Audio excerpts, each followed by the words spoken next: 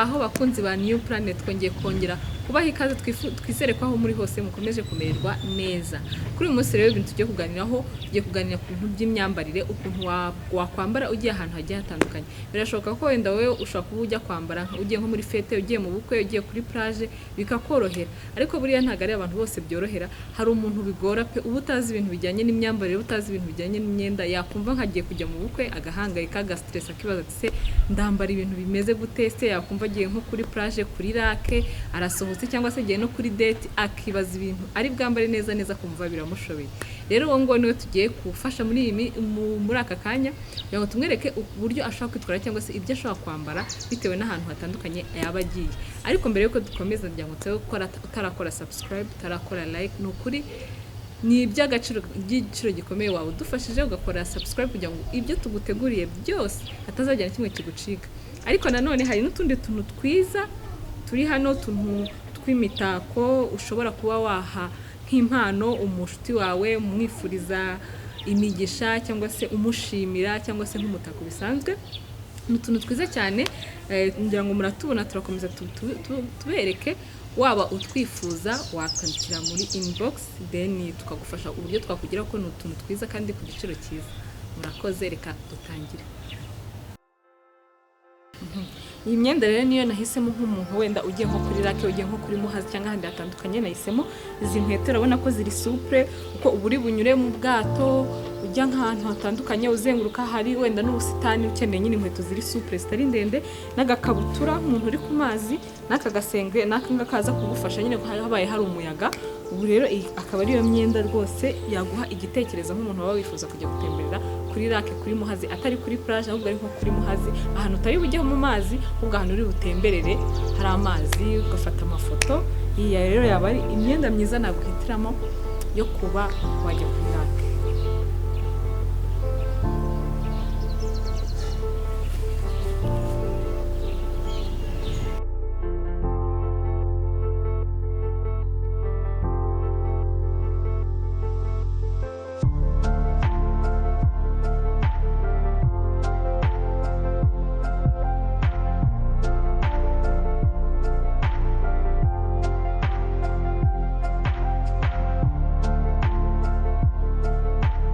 Iyi rero akaba ariyo myenda nahisemo ushobora nko kujyana kuri plage, noneho ahantu hari amazi wenda nko ku Gisenyi cyangwa se ku Kibuye, ahantu hari plage ushobora no kuba wajya mu mazi ukoga. Iyi rero ni imyenda urabona ko yoroheje, irireje, haba hari akayaga, ukumva nyine akayaga uri kumva neza, noneho mo imbere waba unambaye bikini bikakorohera guhita ukuramo nk'aka ngaka ugahita ujya mu mazi. Iyi rero akaba ariyo myenda naguhitiramo wakwambara ugiye kuri plage.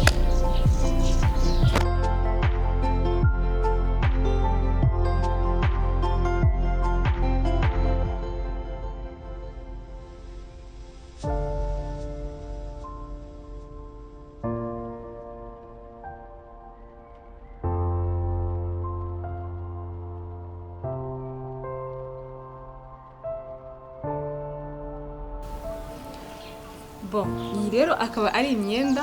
nabahitimo ushobora kujyana nko mu bukwe. Ni ukuvuga ngo umuntu atahiye ubukwe uba wamwubashye, ugomba kugaragara uri elegant, ugaragara ko wubashye ibirori wagiyemo. Ntabwo nagiye nshyiraho ama-accessoires kubera ko nashatse ko tugaruka ku myambaro gusa, ariko hano ushobora gushyiraho ama-accessoires, ushobora gushyiraho amabiju, isaha, amaherena n'agashanete n'aka gashakoshi. Urabona ko waba uberewe utashye ubukwe. Umuntu rero waba wibaza ikintu cyo kwambara mu bukwe bwa mugenzi wawe wumva uzataha muri iyi minsi, dore ide cyangwa se igitekerezo cyo kuba kwambara ikanzu isa nkaho ikure kwita gufasha cyane, ituma uri bwisanzure ariko umuntu atambuka ugakomeza uri classe ugaragara neza.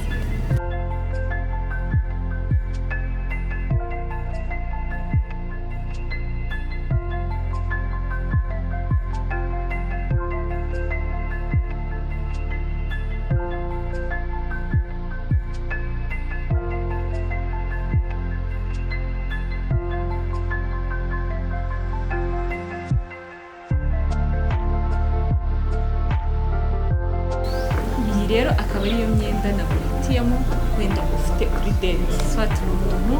umukunzi wawe wagutumiye ngo musangire cyangwa se n'umuntu mwari muri aho ngaho muganira mutarabonana, akaba ari igihe cyo kubonana. Rero ikintu cy'ingenzi mu guhitamo kwa nyabagendwa ni ugushyiramo ibara ry'umutuku, kubera ko ibara ry'umutuku nk'uko tubizi risobanura byinshi bifite aho bihuriye n'urukundo. Ni ukuvuga ngo rero niyo utakwambara wenda bimeze nk'uko ari kugerageza wambara kuri date haba harimo ibara ry'umutuku kuko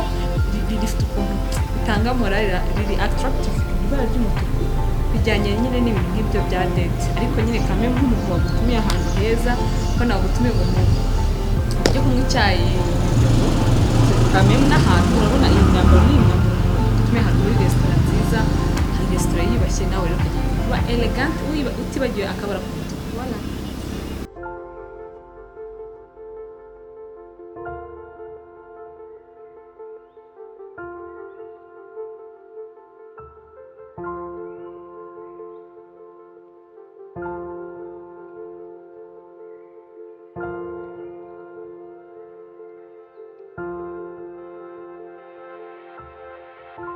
bon iyi rero akaba ari iyo myenda nabahitiyemo ushobora kugerageza kwambara cyangwa se kwambara nk'imeze nkayo mu gihe ugiye wenda nko muri interview ufite rendezvous wenda muri ambassade cyangwa ahandi hagiye hatandukanye twabyemera cyangwa twabyanga turabizi neza ko apparence cyangwa uburyo tugaragara bigira impact muri service tugiye gusaba cyangwa se nk'ahantu tugiye birakonta cyane ahenshi biza no ku mwanya wa mbere rero ni ngombwa kubiha agaciro mu gihe waba ugiye muri interview y'akazi mu gihe waba ugiye kugira rendezvous n'umuntu cyangwa se nk'ahantu hagiye hatandukanye hiyubashye ugomba nawe kubyubaha ukagaragaza ko uri umuntu usa nk'uwiyubashyemo uri class gutyo bikaguha amahirwe kugera ku byo washakaga ni kimwe mu bintu by'ingenzi rero tugomba gusuzugura niyo mpamvu uno munsi bahitiyemo style nk'iyi ngiyi urabona ko ugiye nko muri interview y'akazi ufite rendezvous kuri ambassade n'ibindi bigiye bitandukanye waba wambaye wimeye gutyo witurije bikagaragara neza rero niyo style nabahitiyemo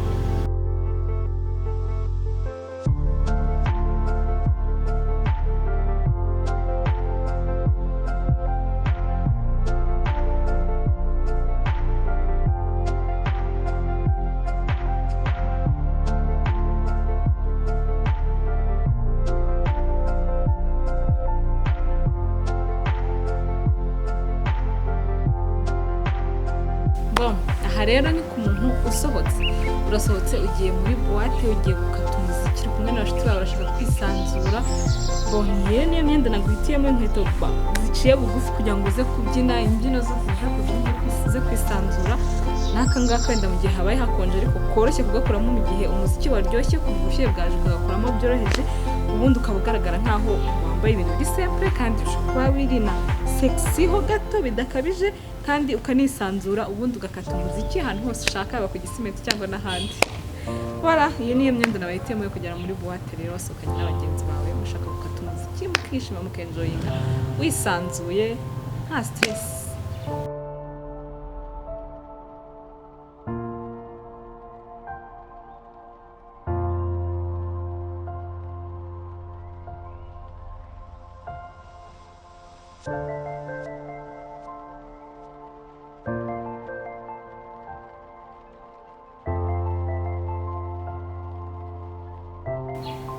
murakoze cyane rero ni ibyo twe twabateganyirije kubereka imyambarire umuntu ashobora kwambara ahantu hagiye hatandukanye ndatekereza nko kuri wowe byagoraga kugira igitekerezo ko kameme hari akantu bizagufashaho ubu uzaba ugiye muri event zigiye zitandukanye kubyo twakweretse ko bizagira icyo bigusayidira icyo bigufasha kugira ngo ugire igitekerezo kiri mu kwambara ndabashimiye rero cyane abakunzi ba New Planet kandi ndababwira ko ibyo tubateganyirije ni byiza byinshi cyane ni ukuri muhabe kandi ntabwo muzaba desinda abakunzi amasaba gukora subscribe batarakora subscribe musharinge mukore like kandi munatubwire ibitekerezo byanyu yaba ibyo mutunenga yaba ibyo mudushima yaba inama mutugira mutubwiye muri comment turi hano kugira ngo tumwumve rero ntarasoza najya ngo nongere mbibutse kuri twa tumubwiye twiza cyane ushobora guhamo impano nk'umushuti wawe cyangwa se ufite icyo asobanura ku buzima bwawe nk'aka ngaka murakabona kanditseho God bless you hakaba hari n'aka ngaka ka thank you wenda wifuza gushimira kugiriye neza hakaba hari n'aka ngaka ka Africa ku bantu bari proud y'aho baturuka abanyafurika cyangwa n'abandi baturuka kandi hatandukanye ariko kwishimira umugabane wacu kandi ni utuntu twiza twa made in hand dukozwe n'intoki dukozwe mu birere dukozwe mu mpapuro izi ngizi za envelope ariko tukageramo akantuza bipfunyika ni utuntu twiza cyane rero ushobora gutaka mu nzu ushobora guhamo impano umuntu waba atwifuza ni ku giciro gito cyane amafaranga rwose make cyane buri wese yabasha kukigurira watwandikira hasi muri comment ukatubwira uburyo twakakugezaho. Ushobora no kukakugezaho waba uri hose ku giciro cyiza cyane kandi gitoya. Ubwo rero turabashimiye, mukomeze mugire ibihe byiza, kandi natwe dukomeje kubifuriza imigisha myinshi. Imana ikomeze ibarinde, murakoze.